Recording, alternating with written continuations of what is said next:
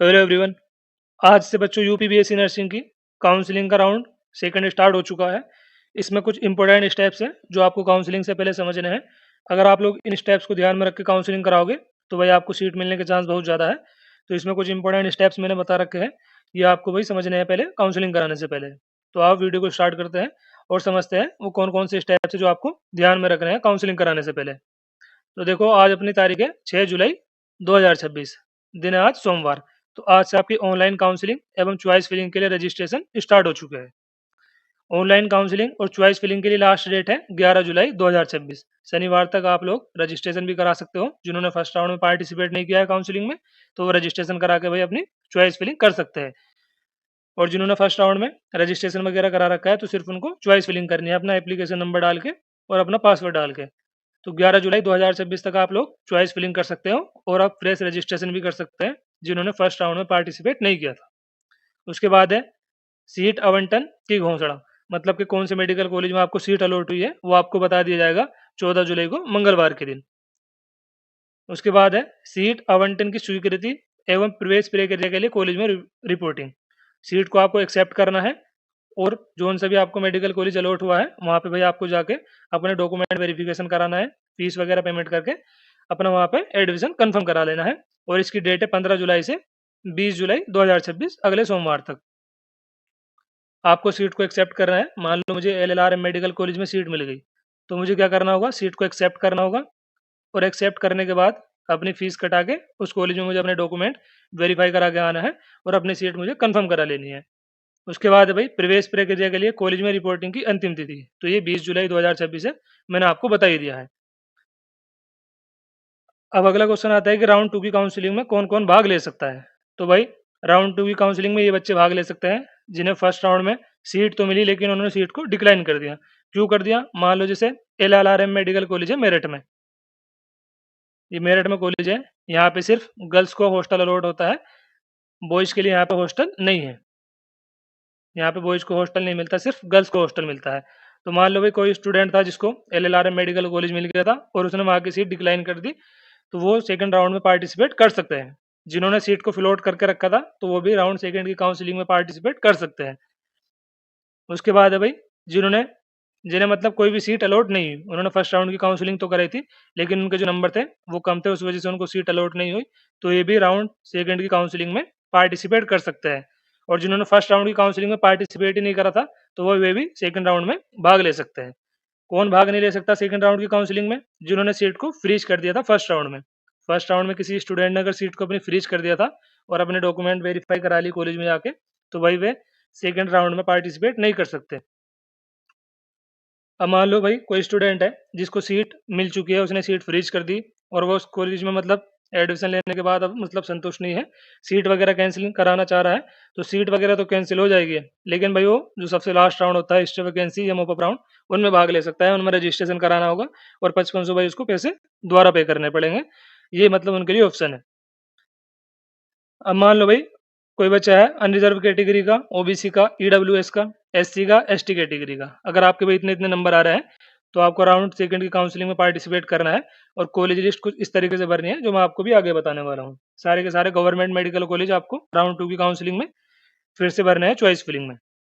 अगर आपके unreserved category में 95, 96, 97, 98, मतलब 95 से लेकर 98 तक के आपके नंबर आ रहे हैं, तो आपको काउंसलिंग करानी है और सारे के सारे गवर्नमेंट मेडिकल कॉलेज भरने हैं। ईडब्ल्यू ईडब्ल्यूएस में अगर आपका नंबर 93 से 96 है और ओबीसी में 94 से 97, एससी में 87 से 92, ऐसे एसटी कैटेगरी में 75, 76, 77, 78, 79, 80, 81, मतलब 75 से लेके 81 तक आपके नंबर है, तो आपको जितने भी मेडिकल कॉलेज है, जैसे सहारनपुर का हो गया, शाहजहांपुर का, औरई का, फिरोजाबाद का, बांदा, बस्ती, बहराइच, आजमगढ़, अयोध्या, कन्नौज, बदायूं, अंबेडकर नगर, इन मेडिकल कॉलेज की बीएससी नर्सिंग की कट ऑफ थोड़ी कम जाती है, तो आपको कॉलेज मिलने के चांस ज़्यादा है। ऊपर आपको प्रेफरेंस में ये कॉलेज रखने हैं। इसके बाद भरने तो सारे ही है, इसके बाद आपको फिल कर देना है जिनकी कट ऑफ थोड़ी हाई जाती है, जैसे जीएसवीएम कानपुर हो गया, गणेश शंकर विद्यार्थी मेमोरियल मेडिकल कॉलेज कानपुर, ऐसे भी केजीएमयू हो गया, किंग जॉर्ज मेडिकल कॉलेज। उसके बाद है Sanjay Gandhi post graduate institute of medical science, ये भी लखनऊ में है। LLRM ये भी लखनऊ में है।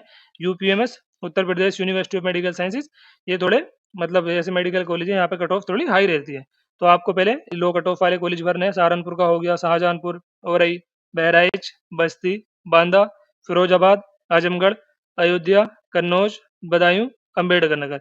इसके बाद जो भी ये मतलब हाई कट ऑफ वाले कॉलेज है जिनकी कट ऑफ थोड़ी हाई जाती है, उसके बाद ये सारे के सारे आपको फिल कर देना है।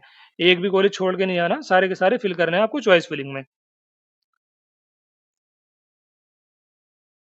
एक बार और समझ लेते हैं इन सभी स्टेप्स को। देखो, आपके लिए जो रजिस्ट्रेशन स्टार्ट हो चुके हैं और आप लोग चॉइस भी फिलिंग कर सकते हो। 6 जुलाई से आज से स्टार्ट हो चुके हैं आपके ऑनलाइन काउंसलिंग और चॉइस फिलिंग के लिए रजिस्ट्रेशन। उसके बाद है ऑनलाइन काउंसलिंग और चॉइस फिलिंग की जो लास्ट डेट है वो है 11 जुलाई 2026। 11 जुलाई से पहले पहले आपको जिन्होंने फर्स्ट राउंड में काउंसलिंग कराई थी तो उनको सिर्फ चॉइस फिलिंग करनी है। जिन्होंने फर्स्ट राउंड में काउंसलिंग नहीं करी तो उनको रजिस्ट्रेशन भी कराना है भाई, और चॉइस भी फिलिंग करनी है। 11 जुलाई आपके पास लास्ट डेट है।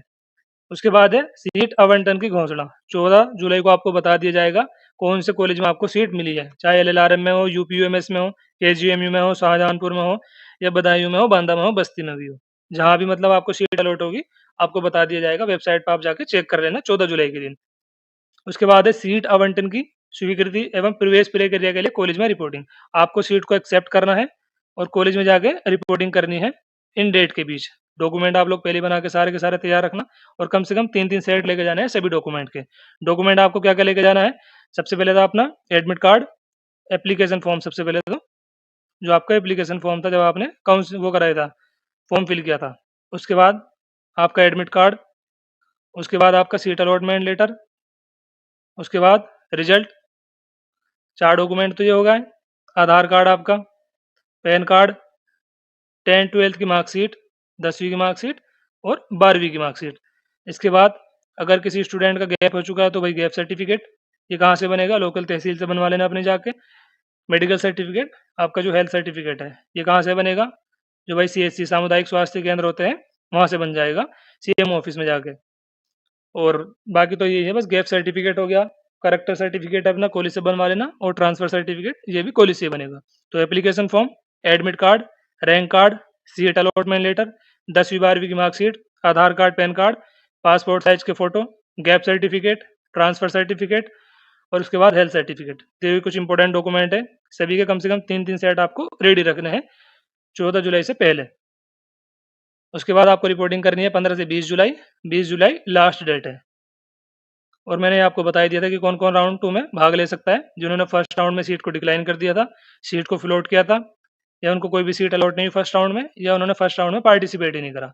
कौन भाग नहीं ले सकता? जिन्होंने राउंड फर्स्ट में सीट को फ्रीज कर दिया था, तो वो सेकंड राउंड में पार्टिसिपेट नहीं कर सकते। अगर ये भाई अपनी सीट को कैंसिल कराना चाहे तो सीट इनकी कैंसिल हो जाएगी, लेकिन ये भाग ले सकता है फिर इस वैकेंसी राउंड में। और यहाँ पे भाई बहुत कम सीट वैकेंट बचती है, तो सोच समझ के कराना। अगर नर्सिंग नहीं करनी है तो बात दूसरी है, वरना भाई मैं तो आपको यही सलाह दूंगा कि भाई आप जोन सा भी मेडिकल कॉलेज आपको मिल चुका है, आप अपने वहाँ से पढ़ाई को कंटिन्यू करें, और अपनी मतलब वहाँ पे सीट ऐसी की ऐसी रहने दें, अपने ज्वाइन करके रखें उसे। तो बस, आपको अगर काउंसलिंग से भाई कोई भी रिगार्डिंग अगर डाउट वगैरह बचता है तो आप लोग मुझे कमेंट करके बता सकते हो। मैं आपके डाउट के अनुसार वीडियो बनाने के लिए तैयार हूँ यहाँ पे। इस वीडियो को यहीं पे एंड करते हैं। धन्यवाद दोस्तों।